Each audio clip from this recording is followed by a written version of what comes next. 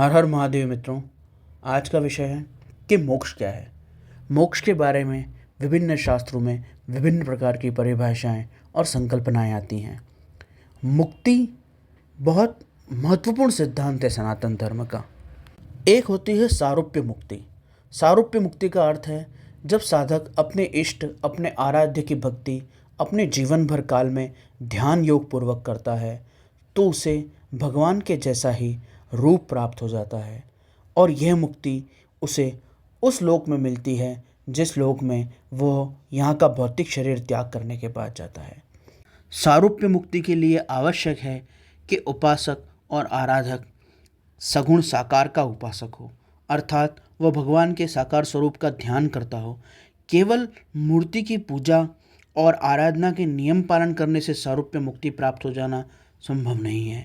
भगवान की सगुण रूप का ध्यान और भावावेश पूर्वक भाव समाधि तक की यात्रा अगर संपन्न हो गई है तो उसे सारूप्य मुक्ति का लाभ होता है। अगली मुक्ति का नाम है सालोक्य मुक्ति। वो आराधक जो भगवान का भजन कीर्तन नियम आदि पूरे जीवन भर करते हैं, विभिन्न प्रकार के पाठ विभिन्न प्रकार की कथा सत्संग जप कीर्तन आदि करते हैं, उन्हें सालोक्य मुक्ति प्राप्त होती है। अर्थात जब उनका भौतिक जीवन पूर्ण हो जाता है तब उन्हें भगवान के लोक में निवास करने का अवसर प्राप्त होता है। इसके बाद सानिध्य मुक्ति है।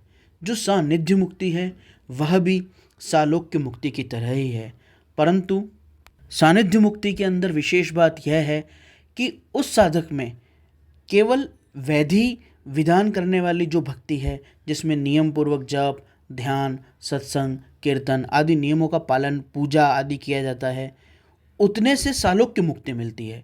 परंतु जब इस वैधि भक्ति में इस जप ध्यान में सत्संग में रोज की नियम और पूजा में जब भावना का प्रवेश हो जाता है, जब भाव समाधि स्वरूप ध्यान आदि का निवेश हो जाता है, तब साधक को सानिध्य मुक्ति मिलती है। अर्थात वो भगवान के लोक में उनके करीब उनके नज़दीक वास करता है। मुक्ति का अगला प्रकार है सायुज्य मुक्ति।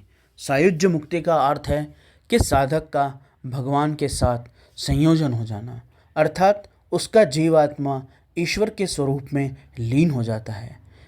यह सायुज्य मुक्ति उन साधकों को प्राप्त होती है जिनके विधि विधान नियम निष्ठा भजन पूजन व्रत आदि के साथ साथ भाव समाधि रूप ध्यान और गहरी आध्यात्मिकता से युक्त उन्नत उच्च चेतना युक्त भक्ति और उपासना जिनकी विकसित हो गई है, उन्हें सायुज्य मुक्ति प्राप्त होती है।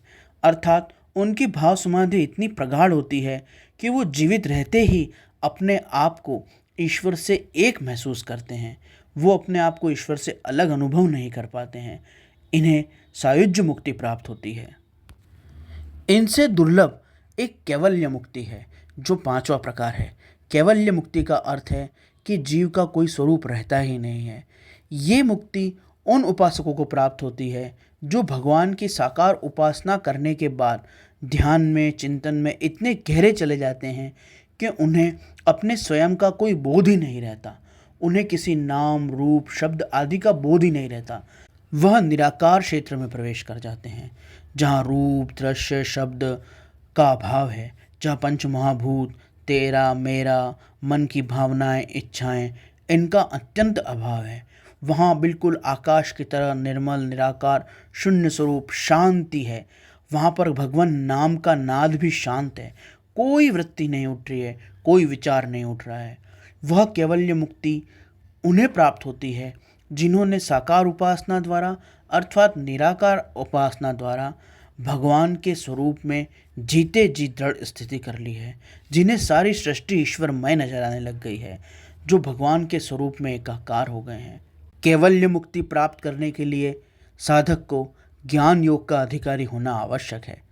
सायुज्य सारूप्य सालोक्य सानिध्य आदि जो चार भक्तियाँ पूर्व में बताई गई, उसमें जो भक्ति योग के सिद्ध पुरुष हैं उनका प्रवेश होता है। परंतु कैवल्य मुक्ति के लिए भगवान के ज्ञान योग का अधिकारी बनना अत्यंत आवश्यक है, क्योंकि ज्ञान ही भगवान से अभिन्नता का अनुभव करवाता है। तो मूलतः मुक्ति का अर्थ है भगवान से अभिन्नता का अनुभव कर लेना, अगर मनुष्य अपनी साधन भजन भक्ति के द्वारा, अपने ध्यान योग उपासना आराधना के द्वारा, नियम व्रत के द्वारा जीते जी ये अनुभव कर ले कि वो ईश्वर से अभिन्न है, तो वो जीते जी मुक्त हो जाता है। इसे जीवन मुक्ति कहा जाता है। ईश्वर तत्व का सर्वत्र दर्शन करना, ईश्वर को सर्वत्र अनुभव करना, सुख दुख मान अपमान निंदा स्तुति अच्छे और बुरे प्रसंग में सर्वत्र ईश्वर की कृपा और ईश्वर का आशीर्वाद ही अनुभव करना, कभी कोई फरियाद न करना, सतत उनके भाव में स्थित रहना, ऐसे जिनके भक्ति और ज्ञान पूर्व आचरण हो जाते हैं, जिनमें संसारी इच्छाओं का अभाव हो जाता है, उन्हें ही इन मुक्तियों का अनुभव होता है, उन्हें ही ये मुक्ति प्राप्त होती है। परंतु शास्त्रों में ऐसे वचन आते हैं कि काशी में जो जीव प्राण त्यागता है उसे मुक्ति मिल जाती है, जो भगवान का नाम लेते हुए प्राण त्यागता है उसे मुक्ति मिल जाती है, जो गंगा में स्नान करता है उसे मुक्ति मिल जाती है, जो गीता का पाठ करता है उसे मुक्ति मिल जाती है। ये शास्त्र के वचन असत्य नहीं हैं, परंतु आपको समझना होगा कि वहाँ पर लिखा है मुक्ति मिल जाती है। काशी में जो जीव प्राण त्यागता है वह मुक्त हो जाता है, अर्थात ऐसा नहीं है कि वो जब काशी में उसने प्राण त्यागे तभी वो मुक्त हो गया। वो वहाँ पर प्राण त्यागने के बाद उसका भक्ति का, आध्यात्म का, योग का, ध्यान का, साधना का, इष्ट आराधन का मार्ग खुल जाएगा और वह धर्म के मार्ग पर, मुक्ति के मार्ग पर अग्रसर होगा और कालांतर में उसे मुक्ति प्राप्त हो जाएगी। इसी प्रकार से गीता का अध्ययन करना, भगवान के नामों का जप करना, गंगा का स्नान करना, इनके द्वारा मनुष्य के हृदय में साधन भजन का, आराधना का, उपासना का, भक्ति का, ज्ञान का बीज आ जाता है। फिर अगले जन्मों में जाकर अनुकूल समय पाकर वो बीज विकसित होता है और उस जीव की मुक्ति का मार्ग प्रशस्त होता है और वह जीव मुक्त हो जाता है। अतः मुक्ति को इतना सरल और साधारण नहीं समझना चाहिए। मोक्ष मानव जीवन का परम उद्देश्य है और यह अर्थ, धर्म और काम त्रिवर्गों में सबसे महत्वपूर्ण, सबसे कठिन और सबसे ज़्यादा जटिल विषय है। इसे प्राप्त करने के लिए मुनि, ऋषि, योगी, तपस्वी, सन्यासी अपना पूरा जीवन खपा देते हैं, तब भी एक जन्म में मुक्ति सिद्ध नहीं होती। अतः शास्त्रों में जो वचन लिखे हैं वो कोई अतिशयोक्ति नहीं है। तीर्थ में अगर कोई व्यक्ति प्राण त्यागता है तो उसको मुक्ति प्राप्त होती है। भगवान का नाम लेते हुए कोई प्राण त्यागता है, गीता का अध्ययन करने वाला, अभ्यास करने वाला व्यक्ति जो प्राण त्यागता है, उन सबको मोक्ष प्राप्त होता है। परंतु वो तत्काल उस समय मोक्ष के अधिकारी हो जाते हैं, ऐसा नहीं है। वो समयाकाल से धीरे धीरे उनके हृदय में, उनके जीवन में जो भक्ति का बीज पड़ा, जो उस पुण्य कर्म के कारण उनकी गति होती है, वहाँ से धीरे धीरे उनका मार्ग प्रशस्त होता है, उन्हें साधु संतों का संग प्राप्त होता है, उनके हृदय में भक्ति और भक्तों के प्रति श्रद्धा और निष्ठा उत्पन्न होती है और फिर वो उस अभ्यास को करते हुए, उस मार्ग पर चलते हुए मोक्ष प्राप्त करते हैं।